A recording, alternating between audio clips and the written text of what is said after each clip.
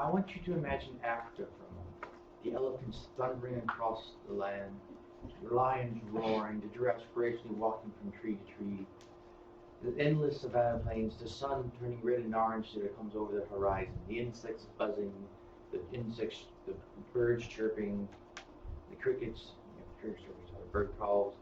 Now, it's a beautiful sight, isn't it? Now I want you to slowly start taking it away. Let the sounds dim, the animals go, and eventually just replace it with man-made buildings and man-made sounds. It's not quite as beautiful as it was before. That's what's happening today in Africa. Slowly, but the wildlife and animals of Africa are slowly being pushed away as humans expand cities and villages.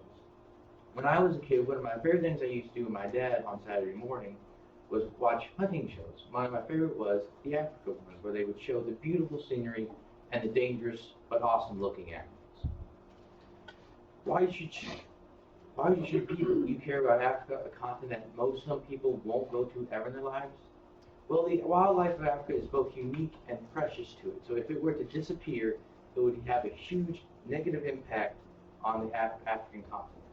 Also, poaching and the extinction number is a major issue, and my charity is helping deal with that by teaching natives how to work and live with animals.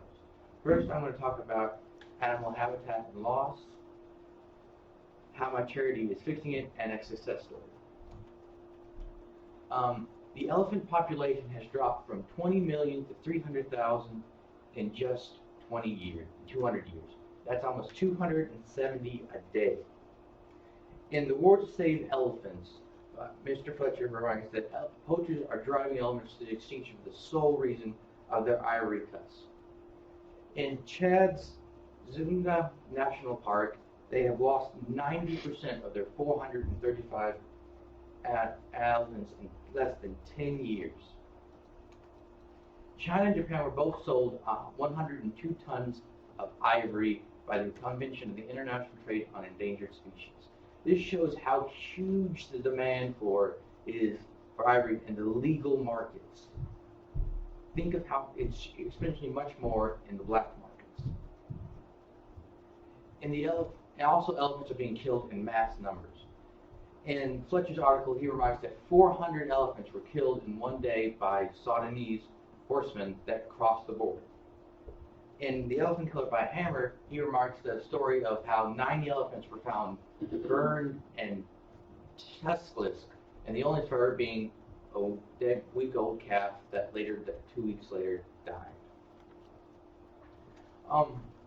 Also, in More Valuable Than Gold, Our Flora and Fauna, Reisenberg says that African land is being slowly converted from wildlife to human needs. It's being converted to food and timber production, and also the factories associated with them. It's also being cleared for the roadways to connect the villagers to the factories, and the factories to the cities. Another thing is human waste and pollution. Reisenberg remarks that it's hurting the animals. The smoke and liquid waste from the factories are damaging the environment, which is causing less and less habitat available for the animals. Also, due to poor management of the land, erosion and desertification are huge problems for the local people. Now that I've talked about why animal habitats are disappearing, let me talk to you about how my charity is working on to correct this.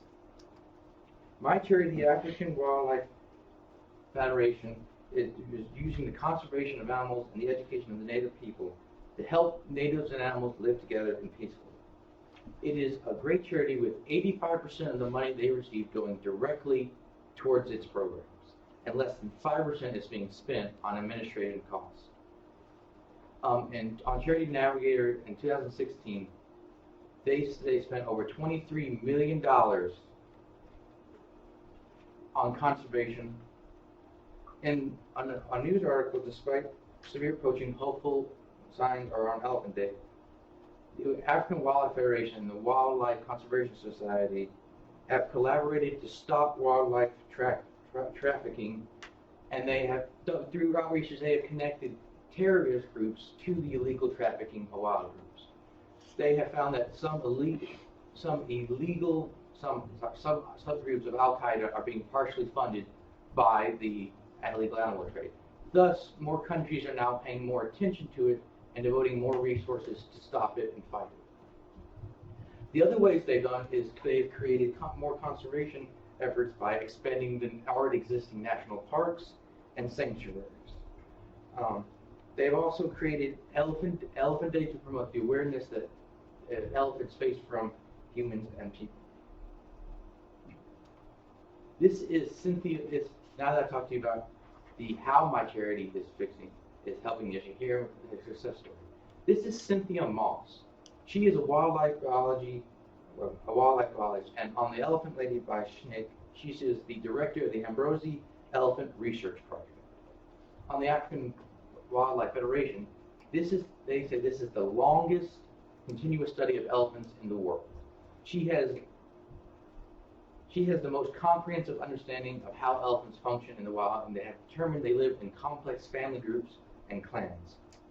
She inspired the African Wildlife Federation and other organizations to tell the Convention on the International Trade of Endangered Species to help create a 1989 elephant ban. And she wanted this ban so to tell the message that we wanted this trade to stop, and so we also wanted the public to be more aware of the issue. And it worked. In 1990, the sales of ivory plummeted, and the African elephants were able to recover some. Now, she and other conservationists think that if the elephants this ban was not put in place, the elephants would become extinct due to humans reducing both the range and habitat.